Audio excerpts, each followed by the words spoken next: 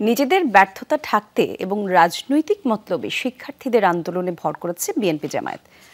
6000 mAh ব্যাটারির one and only power master NextG N73।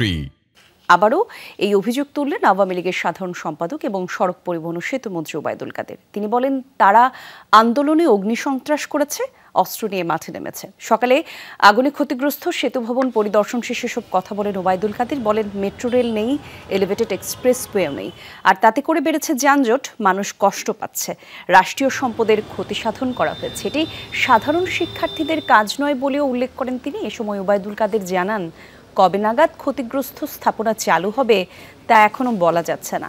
প্রধানমন্ত্রীর সিদ্ধান্ত অনুযায়ী সবকিছু করা হবে বলেও জানান তিনি।